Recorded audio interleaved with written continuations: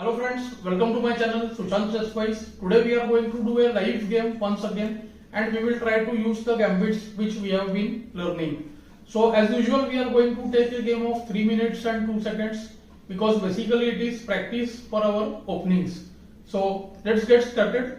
We have got the white pieces here. Let's see which gambit we will be able to employ. So yes, we can look for the Goring Gambit here. After ed c3 dc, we take knight c3. See, the opponent declined the gambit. So first time we got the declined version of the gambit. Maybe the opponent knows the theory. Let's see. bb4 is very much possible. Generally nc6 is preferred. Now bg4, be2 is standard idea. bf3 being the main line. And now black should go qc4. There are two interesting ways here. Generally I suggest the move bishop c6 to my students, but I myself go for qb3, which is more sharp. There is more theory. Let's see whether I can remember all the theory here. qb3, ab, nd4, bb7 is all theoretical. nb3 is blunder due to some reason here. After nb3, rook a8, knight a1, bc6 check and bishop a4. We see the knight getting trapped.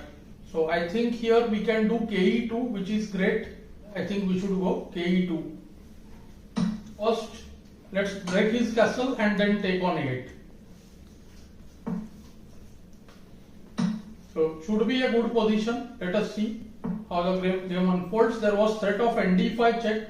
So the opponent went with. Now we are threatening nd5 check. And we are also attacking the knight on a1. So opponent went with this, which was pretty obvious. He is offering the bishop on b4, but he would get the bishop on a8 at the end. Let's see. Maybe it's best to take the bishop away. Although I am not very sure. That would allow bishop into c3. But let's keep the bishop there. But I think I messed up. nd4 check is allowed, so I should have not done that. Definitely this is a mistake. I think he is way better now. Let's see.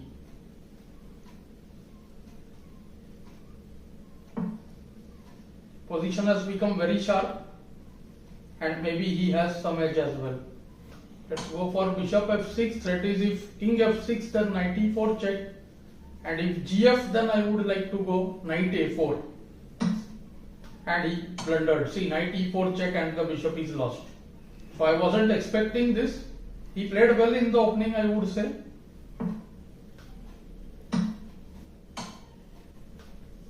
Okay, let's make the king safe. We can put the king on c3 after rd8 check. So king looks safe on c3 and then rook e1 check should help us win the game quickly. So let's go re1. He wants knight b5, as you can see. So let's take the knight away. Now knight b5 check, kc2 is just good. So it's a no check position. So let's trade. And I think they should win very easily.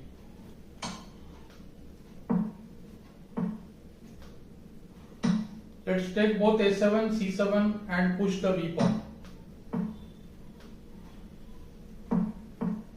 So first check, protecting the rook because he wanted rook c1 check. So let's do rook c4. Let's keep the rook protected. He threatened rook c1 check. kd3, keeping the rook protected once again. And now let's attack his rook. Let's advance the pawn. Some checks he can manage, that's it. So after rook b2 we can just go kg3. He wants g5, g4 it seems. So let's make some space.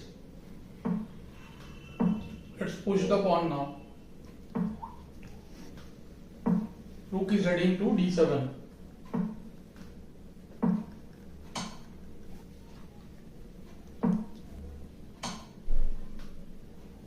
Anyways,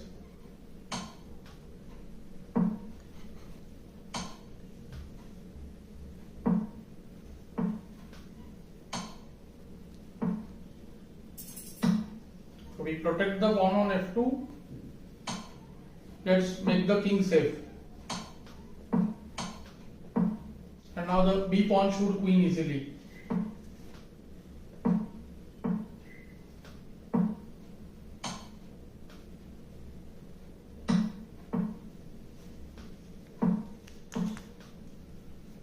And he is in a mating net now.